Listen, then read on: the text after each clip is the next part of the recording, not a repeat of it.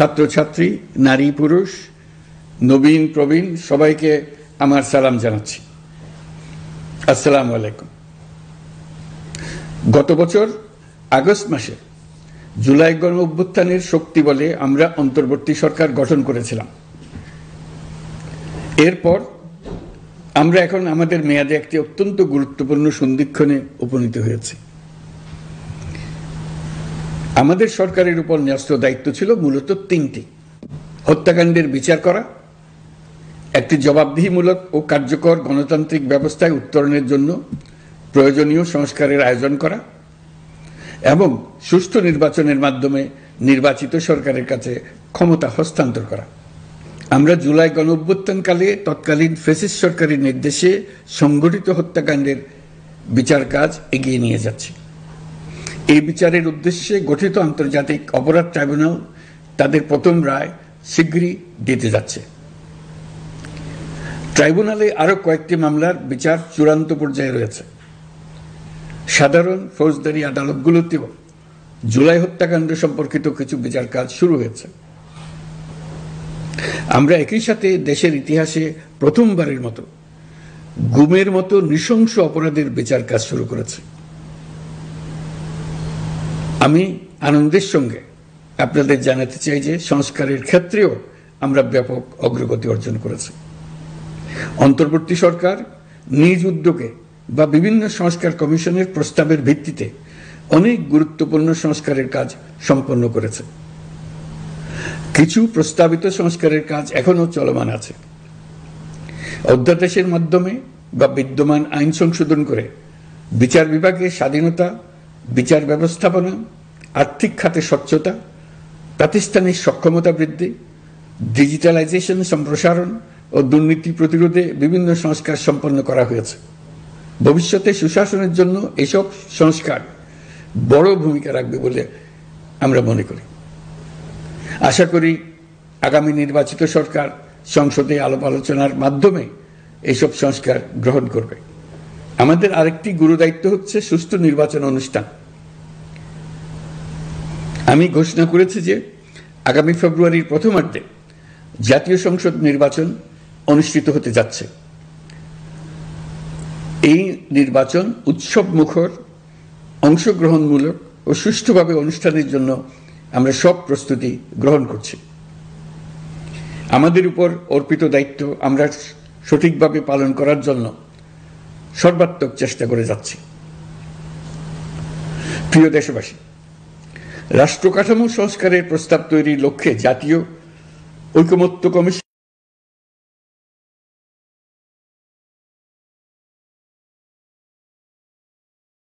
আসলে মতভিন্নতা খুব গভীর নয়।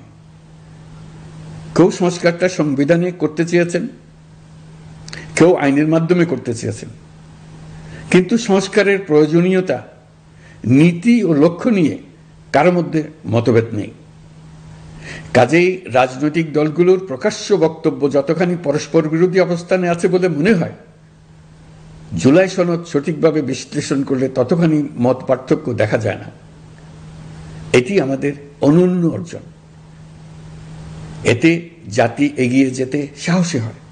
এসব বিবেচনায় রেখে এবং রাজনৈতিক দলগুলো কর্তৃক স্বাক্ষরিত জুলাই সনদকে মূল দলিল হিসেবে ধরে নিয়ে অন্তর্বর্তী সরকার আজকের উপদেষ্টা মণ্ডলীর সভায় জুলাই জাতীয় সনদ সংবিধান সংস্কার বাস্তবায়ন আদেশ 2025 অনুমোদন করেছে।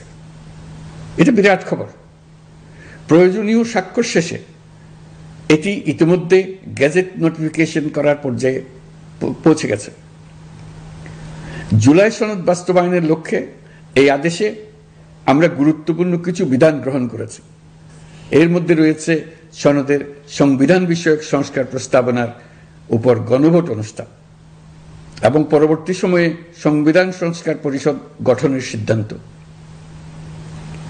আমরা সকল বিষয় বিবেচনা করে সিদ্ধান্ত নিয়েছি যে আগামী জাতীয় সংসদ নির্বাচনের দিনেই গণভোটের আয়োজন করা হবে। অর্থাৎ জাতীয় নির্বাচনের মতো গণভোটও ফেব্রুয়ারির প্রথমার্ধে একই দিনে অনুষ্ঠিত হবে। এতে সংস্কারের লক্ষ্য কোনোভাবে বাধাগ্রস্ত হবে না। নির্বাচন আরো উৎসবমুখর ও সাশ্রয়ী হবে। গণভোট অনুষ্ঠানের লক্ষ্যে উপযুক্ত সময়ে প্রয়োজনীয় আইন প্রণয়ন করা হবে। জুলাই সনদের আলোকে আমরা গণভোটের ব্যালটে উপস্থাপনীয় প্রশ্নও নির্ধারণ করেছি। আমি প্রশ্নটি এখন আপনাদের সামনে পাঠ করে শোনাচ্ছি। প্রশ্নটি হবে এরকম: আপনি কি জুলাই জাতীয় সনদ সংবিধান সংস্কার বাস্তবায়ন আদেশ 2025 এবং জুলাই জাতীয় সনদের লিপিবদ্ধ সংবিধান সংস্কার সম্পর্কিত নিম্নলিখিত প্রস্তাবগুলোর প্রতি আপনার সম্মতি জ্ঞাপন করছেন? ক, নির্বাচনকালীন সময়ে তত্ত্বাবধায়ক সরকার, নির্বাচন কমিশন এবং অন্যান্য সাংবিধানিক প্রতিষ্ঠান জুলাই সনদে বর্ণিত প্রক্রিয়ার আলোকে গঠন করা হবে। খ, আগামী সংসদ হবে 2 কক্ষ বিশিষ্ট। জাতীয় সংসদ নির্বাচনে দলগুলোর প্রাপ্ত ভোটের অনুপাতে 100 জন সদস্য বিশিষ্ট একটি উচ্চকক্ষ গঠিত হবে এবং সংবিধান সংশোধন করতে হলে উচ্চকক্ষের সংখ্যাগরিষ্ঠ সদস্যের অনুমোদন দরকার হবে। গ, সংসদে নারীর প্রতিনিধি বৃদ্ধি, বিরোধী দল থেকে ডেপুটি স্পিকার ও সংসদীয় কমিটির সভাপতি নির্বাচন, প্রধানমন্ত্রীর মেয়াদ সীমিতকরণ, রাষ্ট্রপতির ক্ষমতা বৃদ্ধি, মৌলিক অধিকার সম্প্রসারণ, বিচার বিভাগের স্বাধীনতা ও স্থানীয় সরকার সহ বিভিন্ন বিষয়ে যে 30টি প্রস্তাবে জুলাই জাতীয় সনদে রাজনৈতিক দলগুলোর ঐকমত্য হয়েছে সেগুলো বাস্তবায়নে আগামী নির্বাচনে বিজয়ী দলগুলো বাধ্য থাকবে। ঘ, জুলাই সনদে বর্ণিত অন্যান্য সংস্কার রাজনৈতিক দলগুলোর প্রতিশ্রুতি অনুসারে বাস্তবায়ন করা হবে। গণভোটের দিন এই 4টি বিষয়ের উপর একটি মাত্র প্রশ্নে আপনি হ্যাঁ বা না ভোট দিয়ে আপনার মতামত জানাবেন। গণভোটের সংখ্যাগরিষ্ঠ ভোট হ্যাঁ সূচক হলে আগামী সংসদ নির্বাচনে নির্বাচিত প্রতিনিধি নিয়ে একটি সংবিধান সংস্কার পরিষদ গঠিত হবে। এই প্রতিনিধিগণ একই সাথে জাতীয় সংসদের সদস্য হিসেবে দায়িত্ব পালন করবেন। পরিষদ তার প্রথম অধিবেশন শুরুর তারিখ হতে 180 কার্য দিবসের মধ্যে সংবিধান সংস্কার করবে। সংবিধান সংস্কার সম্পন্ন হওয়ার পর 30 কার্য দিবসের মধ্যে সংসদ নির্বাচনে প্রাপ্ত ভোটের সংখ্যানুপাতে উচ্চকক্ষ গঠন করা হবে। এর মেয়াদ হবে নিম্নকক্ষের শেষ কার্য দিবস পর্যন্ত। জুলাই সনদ বাস্তবায়নের অঙ্গীকারনামা অনুসারে সংবিধানে জুলাই জাতীয় সনদ অন্তর্ভুক্ত করার ব্যবস্থা গ্রহণ করা হবে। এটিও আজকে অনুমোদিত আদেশে উল্লেখ করা হয়েছে। প্রিয় দেশবাসী, অভ্যুত্থানের পর দায়িত্ব গ্রহণ করে অর্থনীতিকে গভীর গহ্বর থেকে উদ্ধার করা ছিল আমাদের জন্য একটা বিরাট চ্যালেঞ্জ। গত 15 মাসে আমরা সেই চ্যালেঞ্জ উতরাতে সক্ষম হয়েছে। রপ্তানি, বৈদেশিক বিনিয়োগ ও রিজার্ভ সহ অর্থনীতির সবগুলো সূচকে দেশ ইতিবাচক ধারায় ফিরেছে। লুট হয়ে যাওয়া ব্যাংকিং খাত ইতিমধ্যেই ঘুরে দাঁড়িয়েছে। মানুষের আস্থা ফিরে এসছে। ব্যাংকিং খাতকে আরো শক্তিশালী করতে নানামুখী পদক্ষেপ চলমান রয়েছে।